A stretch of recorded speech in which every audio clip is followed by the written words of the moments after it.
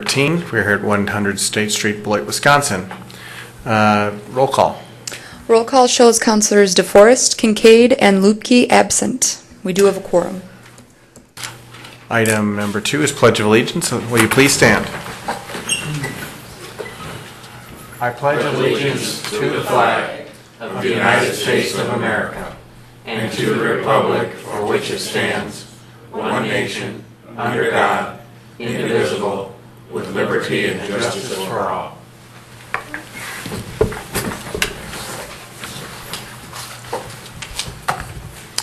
All right, item 3, special orders of the day and announcements. Certificates of appreciation for the graduates of the Landlord and the Law Workshop Series. Mr. Vice President. With the landlord. Oops, excuse me. Go ahead. Would the landlords who participated in this workshop series please come forward?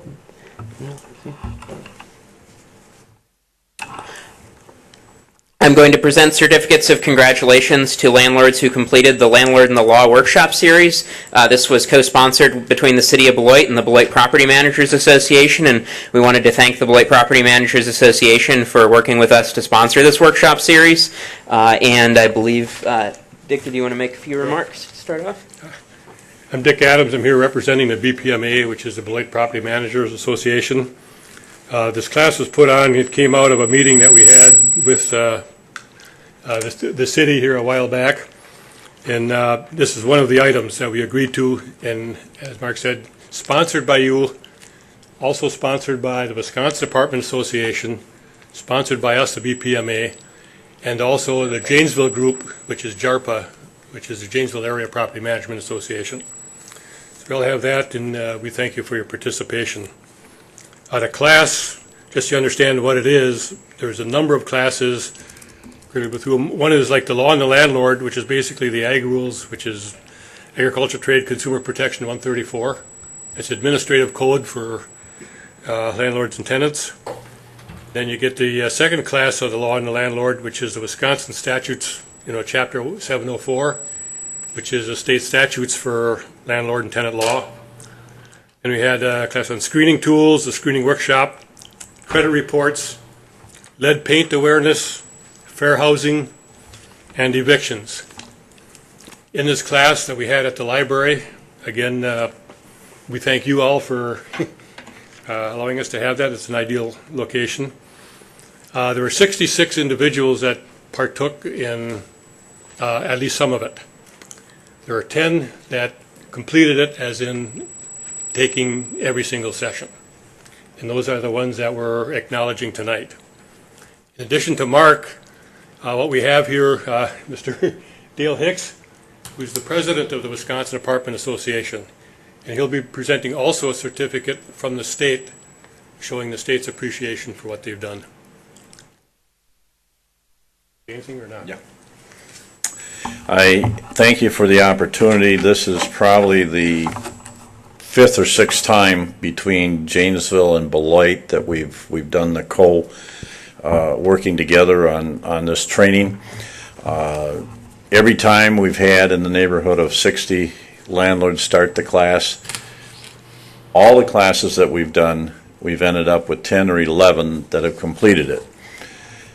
That's a little disappointing, but the point is that we are moving forward, and every time we do this, we are getting more landlords that are on track to doing their business in the right way.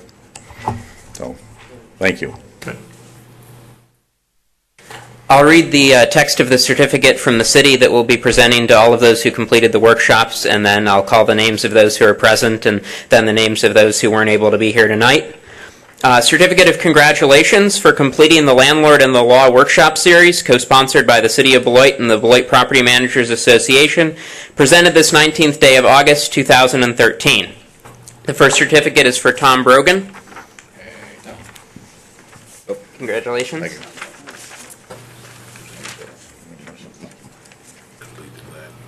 Second is for Diana Gutierrez. Congratulations. Thank you. Diana. Thank you. Frank Gutierrez. Congratulations. Beth Olson. And I believe these individuals are not here tonight, but I'll read their names. Manuel Casares, Joanne Felkowski, Dan Felkowski, Josh Kuhlman, Alice Vinson, and Julie Baki. Congratulations to all who completed the workshops.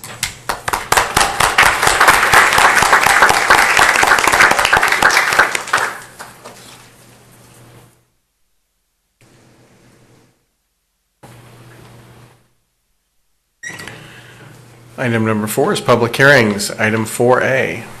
A resolution authorizing a conditional use permit to allow a residential care apartment complex in a C1 office district for the property located at 2157 Schuster Drive. The Plan Commission recommended approval 4-0. Madam Director. You have seen this one before, but I will go over it. The applicant is proposing the Cherry Tree Assisted Living Community. The proposed building includes a 24-unit community-based residential facility wing, an administration commons area, and a 48-unit residential care apartment complex wing. The community-based residential facility wing is permitted by right, but the residential care apartment complex actually requires a conditional use permit. You did approve this last on June 18th, 2012, but the permit expired after a year of inactivity. The subject property is about 4.5 acres in area and currently includes a single-family dwelling. They will be required to do a land division prior to pulling a building permit that is on upcoming Plan Commission agenda. The primary driveway is on Cranston Road, and a secondary emergency driveway leads to Schuster Drive. The proposed administration commons area will be 1 story in height and 8,778 square feet in area, and the proposed CBRF will be 1 story in height and 11,290 square feet in area, and the proposed RCAC will be 2 stories in height and 13,063 square feet in area. The development as proposed exceeds the parking requirements of code, and Plan Commission did review this at their last meeting and recommend approval, subject to the conditions which are listed in the resolution in your packet, which is this conditional use permit authorizes a 2-story residential care apartment complex with up to 48 units and 26,126 square feet of floor area as part of a Cherry Tree Assisted Living Community. The driveway on Schuster Drive shall be secured by a locked gate approved by the fire chief and shall only be used for emergency ingress and egress. Prior to the issue of building permits for this project, the applicant shall record a 2-lot certified survey map with the Register of Deeds to create 1 lot for the house and 1 lot for the assisted living facility. Prior to issuance of building permits for this project, the applicant shall submit detailed site and architecture plans for planning staff review and approval, and then our standard about major changes coming back through this public process and minor changes being able to be approved administratively. Plan Commission did hold a public hearing and no one came out for or against the development. Thank you. I'd like to open the public hearing for item 4A. Anyone wishing to come forward and speak on item 4A, please approach the podium, state your name and address. Second call for persons to come forward and speak on item 4A. Last call for persons to come forward and speak on item 4A. Hearing none, I'll close the public hearing on item 4A. And do we have a motion? Move approval of 4A, Mr. President. Second. Moved by Vandenbogaert, second by Levy. Do we have any questions or comments? Hearing none, I'll call the matter. All in favor, say aye. Aye. Aye. Any opposed? Item passes 4-0. Item 4B. A resolution authorizing a conditional use permit to allow the indoor sale, possession, and consumption of alcohol in a C2 neighborhood commercial district for the property located at 946 Wisconsin Avenue. The Plan Commission recommended approval 4-0. Madam Director. Jesus Garcia, the owner of La Fuente Restaurant, has applied for the conditional use permit to allow the indoor sale, possession, and consumption of alcohol on the property located at 946 Wisconsin Avenue. He's also applied for a Class B beer and Class C wine license. On or off-premise liquor sales is a conditional use in the C2, which is why he's applied for that. He did submit a variety of layouts of both the floor area, the lot in relation to the others out there. This is essentially, 4 buildings all connected together. There is parking behind, there is parking in front of the facility. He has already updated the signage and the facade to represent the new restaurant. We did send the notice out, public notice out to the residents of the area, and we did hear from someone representing the business interests, some of the businesses on Wisconsin Avenue who did have some concerns about introducing alcohol to this neighborhood. And then by phone, we did hear from someone just prior to the Plan Commission meeting concerned about increase in traffic and the proximity to the school. And I did share all those comments and concerns with Plan Commission during the public hearing process that we had at their last meeting. They did recommend approval, subject to the conditions which are listed in the resolution, which are that the conditional use permit authorizes the indoor sale, possession, and consumption of alcohol in conjunction with the restaurant use on the property located in 946 Wisconsin. The only alcoholic products allowed to be sold, possessed, or consumed on the property are beer and wine. And the applicant shall obtain a liquor license before serving alcoholic beverages inside the restaurants. And then the standard condition about major changes coming back through this public process and minor changes being approved administratively. Thank you. I'd like to open the public hearing on item 4B. Anyone wishing to speak on item 4B, please approach the podium and state your name and address. Second call for persons to come forward and speak on item 4B. Third and final call for persons to come forward and speak on item 4B. Hearing none, I'll close the public hearing on item 4B and I'll entertain a motion. Move approval. Moved by Spreitzer. Second. Second by Van de Bogart. Do you have any questions or comments? Yeah. Oh. Councilor Levy.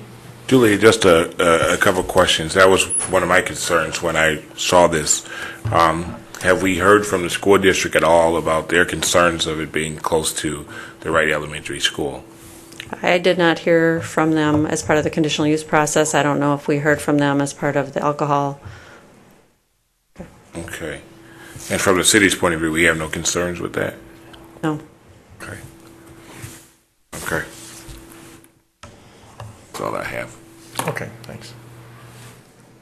Any other questions or comments? Hearing none, all in favor say aye. Aye. Any opposed? Item passes 4-0. Item 4C. A resolution authorizing a conditional use permit to allow a drive-in use, an outdoor seating area, and sales, possession, and consumption of alcohol in a C2 neighborhood commercial district for the property located at 2777 Milwaukee Road. The Plan Commission recommended approval 4-0. Mrs. Christensen. The Redmond Company has proposed the construction of a new 5,700 square foot commercial building that will include a 2,500 square foot Qdoba restaurant and a 3,200 square foot retail space. Their site plan includes a drive-through, an outdoor seating area, and may offer beer and wine for sale. I don't think at this point they've applied for their liquor license.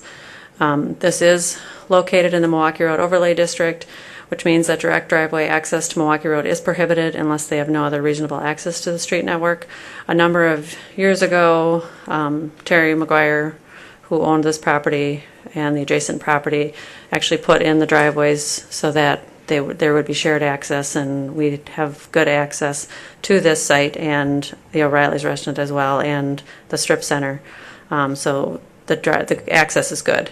The restaurant drive-through lanes shall include at least 5 stacking spaces for the order box and at least 3 stacking spaces between the order box and pickup window.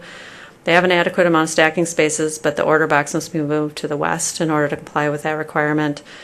The code requires 53 off-street parking stalls. They are proposing 60. This development is expected to generate 1,415 total vehicle trips per day, which Milwaukee Road and Cranston Road can handle according to the city engineer. They have proposed the construction of a private sidewalk connection from the entrances to a planned public sidewalk along the west side of Cranston Road. Planning and engineering staff also recommended a condition of approval that will require a second sidewalk connection between the aisles serving the accessible stalls and a planned public sidewalk along the north side of Milwaukee Road in order to maintain connectivity to the west.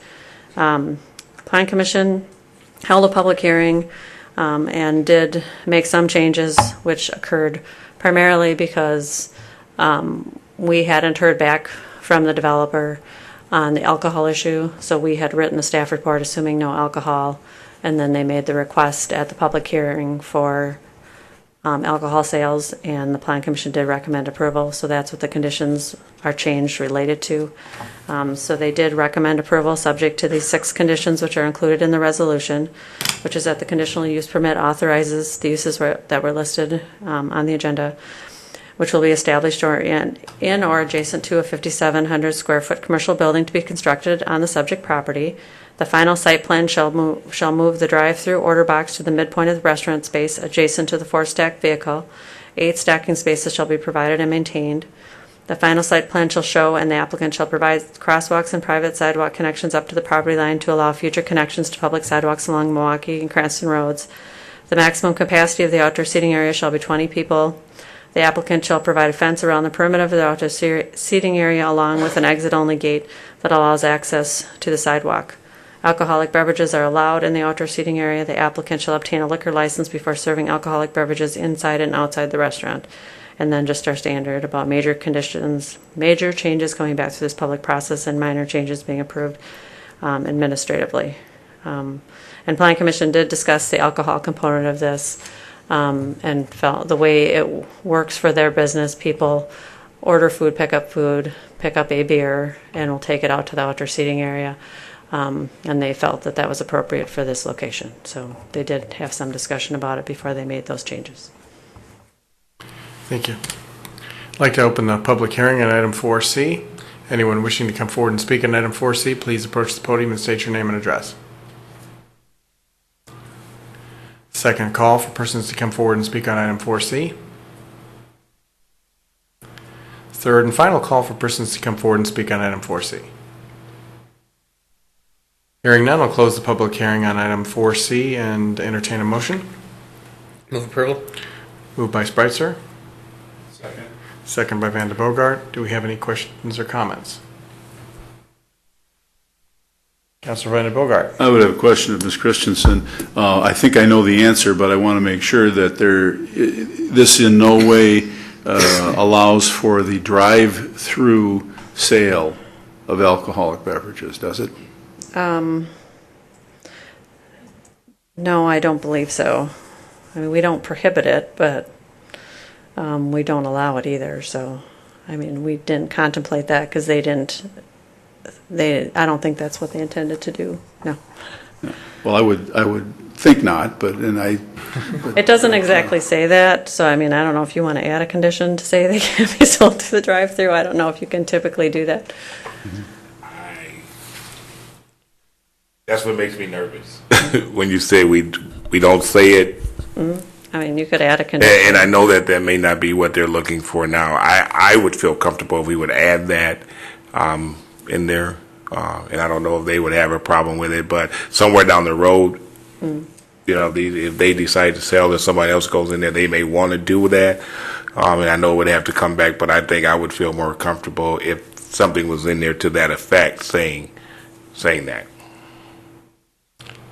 Would you like to make a... Any way you want to word it is fine with me, but I think, and maybe my other counselors don't feel the same way, but I think that we need to have something in there to say. Well, you can just say alcoholic beverages cannot be sold through the drive-through window. That would be condition number 7 then. Alcohol sales through drive-up window are prohibited. Does that sound reasonable to you? that works for me. It works for me. I'm very happy with that outcome. Okay, do we motion for that? Yes, we will. We had a 7th condition that alcohol sales through the Microphone. drive-through window are prohibited. Second. Okay, all in favor of the amendment, say aye. Aye. Aye. Any opposed? We've amended the motion. All in favor? Say aye. Aye. Yeah, the underlying one you're talking about. Underlying, yes, Yeah. that's the underlying issue, thanks. Right. Any opposed? Item passes 4-0. Thank you. Thanks. Item 5 is We have citizens' participation.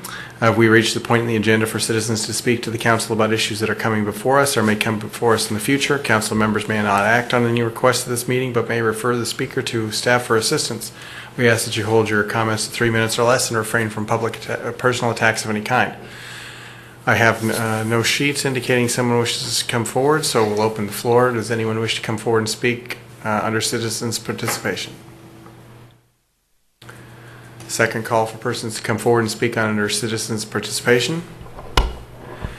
Third and final call for persons to come forward and speak under citizens' participation. Hearing none, I'll close citizens' participation. We'll move on to item 6, the consent agenda. Consent agenda, all items listed under the consent agenda are considered routine and will be enacted by one motion. There'll be no separate discussion of these items unless a council member so requests, in which event the item will be removed from the general order of business and considered at this point in the agenda. Does anyone wish to remove something from the consent agenda? Hearing none, the consent agenda consists of items 6A through 6D. Do we have a motion to approve the consent agenda? Move approval. Moved by Levy, Second? second by Spreitzer. All in favor of approving the consent agenda, say aye. Aye. Any opposed? Consent agenda passes 4-0. Item 7 is ordinances. Item 7A. A proposed ordinance to repeal Part 1 of Section 3 and to create Part J of Section 3 of the Index of Special Locations, Section 13.02 of the Code of General Ordinances of the City of Beloit relating to parking of vehicles on the near side of highways adjacent to schoolhouses. The Traffic Review Committee recommended approval 6-0. Mr. Boyson. There's a number of ordinances today, all related to the $70 billion school improvement program, and I'll just mention that that relates to item A, C, and also D. And in each case, they've been reviewed by the Traffic Committee, of course, and have either been requested by or have the concurrence upon the deliberative process with the school district themselves. Of course, the process includes the police department, our traffic engineer, the city engineering staff, in addition to all the commission members who have reviewed these various alternatives and proposals. The first item, item 7A, has to do with identifying parking modifications related to schools that are either having new or expanded parking lots constructed. These are all adjacent to the various schools, including Converse, Cunningham, Hackett, Merrill, Robinson, and Todd. And so as a result of the process, we'd recommend the board, the city council approve that modifying ordinance to accommodate these new school facilities. Okay. Thank you. On item 7A, there is a request to suspend the rules for a second reading. I move that we suspend the rules, Mr. President. Moved by Van de Bogart, Second. second by Levy. Do you have any questions on suspending the rules? Hearing none, all in favor of suspending the rules, say aye. Aye. Any opposed? Move approval of the merits of 7A, sir. Second. Moved by Van de Bogart, second by Levy. Any questions on the merits? Hearing none, I'll call the matter. All in favor, say aye. Aye. Any opposed? Item passes 4-0. Item 7B. A proposed ordinance to remove loading zone designations along Pop Street and Town Line Avenue near Converse School. The Traffic Review Committee recommended approval 6-0. And this, of course, was also reviewed by the Traffic Committee, as we described earlier. And this is specifically related to this one particular school, providing for the loading designation on Poff and Town Line Avenue. It also received unanimous approval, so we'd recommend the City Council's concurrence with this recommendation. All right, this one also has a request to suspend the rules for second reading. Move to suspend the rules. Moved by Levy. Second? Second by Spreitzer. Do you have any questions on suspending the rules? Hearing none, all in favor of suspending the rules, say aye. Aye. Any opposed? We've suspended the rules by 4-0. Do we have a motion on the merits? Move approval? Moved by Spreitzer. Second by Van de Bogart. Any question on the merits? Hearing none, I'll call the matter. All in favor, say aye. Aye. Any opposed? We've passed that 4-0. Item 7C. A proposed ordinance to remove 2-hour parking restrictions in the Heritage View parking lot. The Traffic Review Committee recommended approval, 6-0. Mr. Boyson. In this case, the property owner, the Hendricks Commercial Properties, has requested this modification to the parking of a city parking lot adjacent to their improvements, their project property. There's a change in tenants with some new tenants and recently arriving and some additional new tenants coming. The parking requirements for these particular businesses would better thrive with the modification that's been requested, which essentially eliminates a 2-hour parking restriction in front of their building. It's been reviewed again by the Traffic Committee and it has a unanimous approval and is recommended for the City Council's concurrence. Second. Moved by Vander Bogart, second by Levy. All in favor of suspending the rules, say aye. Aye. Aye. Any opposed? We've suspended the rules. Do we have a motion on the merits? Move approval? Second. Moved by Spreitzer, second by Levy. Any questions or comments? Hearing none, I'll call the matter. All in favor, say aye. Aye. Any opposed? Hearing none, we've passed that 4-0. Item 7D. A proposed ordinance changing the one-way travel direction on Locust Street between 8th Street and Bluff Street from westbound to eastbound. The Traffic Review Committee recommended approval, 5-0. Mr. Boyson. This ordinance has been specifically requested by the school district with the correspondence that's included in the package this evening. It's again been reviewed by the Traffic Committee. There was a survey done of 73 neighboring properties. There were 7 that expressed favor. There were 4 that expressed an opposition. One made a return without expressing a specific opinion, but upon review of the committee, it's recommended that the City Council also approve this modification so as to change the direction of the travel on Locust Street to improve safety at this new school facility. Thank you. Do we have a motion to suspend the rules? Move. Moved by Levy. Second. Second by Van de Bogart. Do we have any question on suspending the rules? Hearing none, all in favor of suspending the rules, say aye. Aye. Aye. Any opposed? We've suspended the rules by 4-0. Do we have a motion on the merits? So moved, Mr. President, with the comment that Locust Street is the 500 block is where I first moved to town. Okay. I first moved here in 1976. Second.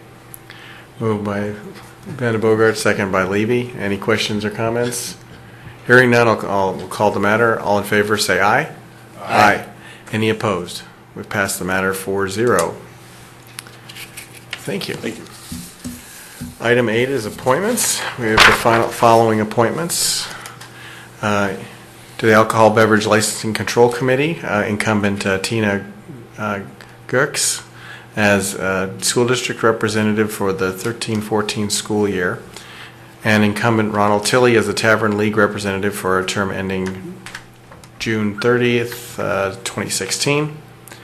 Business Improvement District, DBA, that'll be for James Packard Jr., Regal Beloit, 200 State Street, replacing Tom Hankins as property owner for a term ending December 31st, 2015.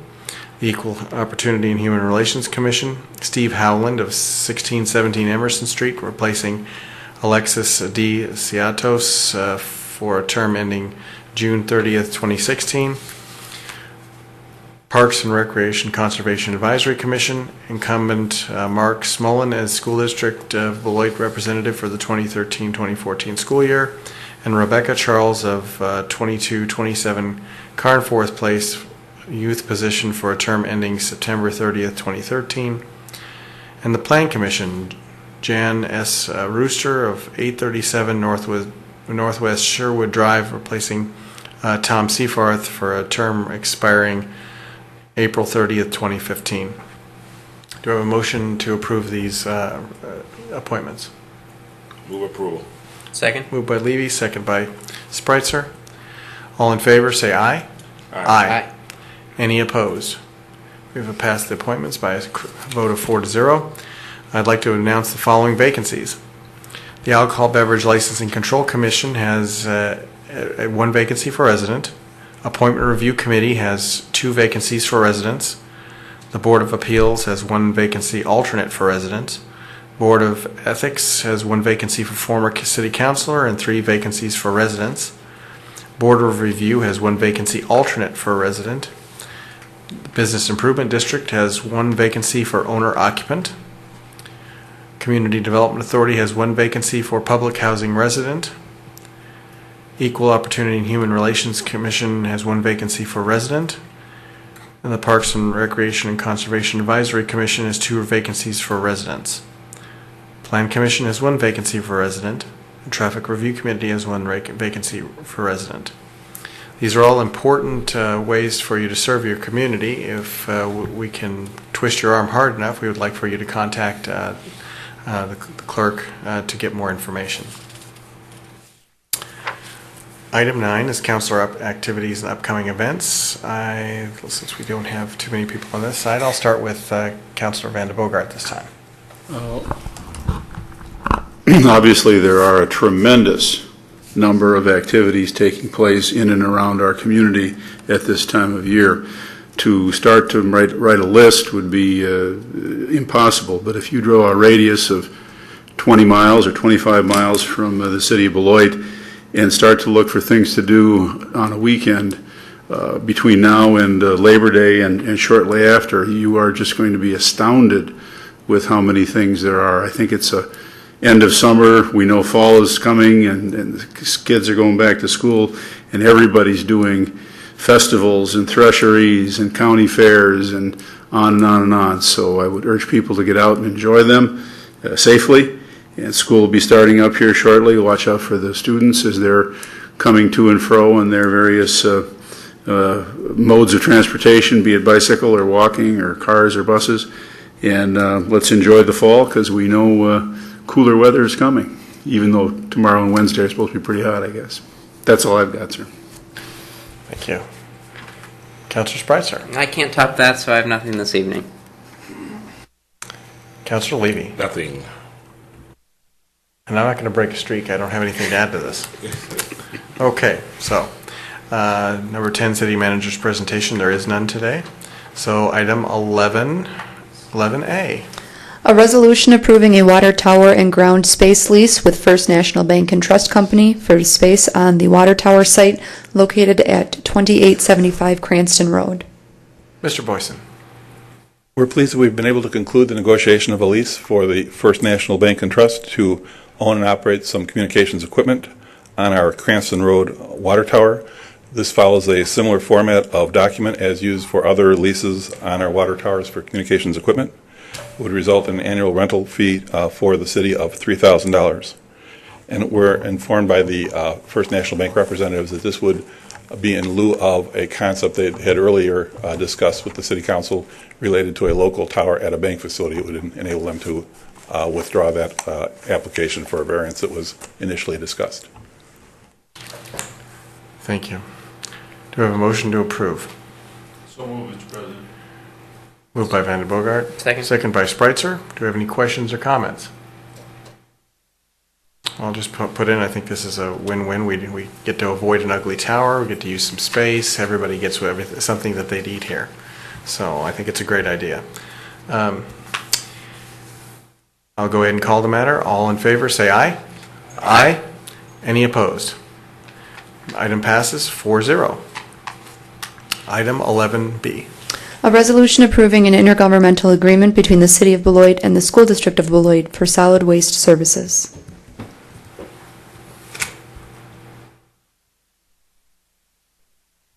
Good evening. Good evening. All right. This is a proposal, again, to enter into an intergovernmental agreement with the School District of Beloit. City staff would provide for the collection and disposal of all solid waste, which includes recyclables and trash. On Tuesday, August 13th, City Manager and I went to the School District Board. They unanimously voted for us to do this. This intergovernmental agreement is really a trifecta in my mind. It benefits the City of Beloit. We will have an annual revenue of about $10,500. The school district at the same time will have a cost savings of $68,000. Also, it will benefit Beloit Box Board by increasing their paper tonnage. I think the partnership demonstrates a really good cooperation between the school district and the city of Beloit for the benefit of Beloit taxpayers, because we are not increasing costs at all. Annually, the fiscal impact is an annual charge to the school district of $47,000. I think that's important in that we are not going to jockey the price around, which is typical in the industry, to move it not down but just up. And we will annually take a look at their tonnages. At the same time, we are going to enter into an educational arena. We've always been there with the school district. We've done some very unique things in the solid waste end of it to try to get kids to teach parents initially how to go about recycling, but this would actually help their pocketbook. So the higher their diversion rate goes and the more paper and commingled product we get, every 10% we will reduce their cost, because at that point our revenue goes up. Janelle Moritz is here this evening, so I don't know if you have any questions for me or would like her to speak. Okay. Do we have any questions or comments of Ms. Walsh? Move approval of 11B. Second. Moved by Vandenbogart and seconded by Levy. We have no other questions or comments, then I'll just say this sounds like a great thing. I've always wondered why we weren't helping them with this, and now we are. Excellent. All in favor, say aye. Aye. Any opposed? Item passes 4-0. And now that which we've all dreaded, item 12, adjournment. Anybody? Do we have a motion? Move to adjourn? Moved by Spreitzer. Do we have a second? Second by Vandenbogart. All in favor of adjournment, say aye. Aye. Aye. We are adjourned.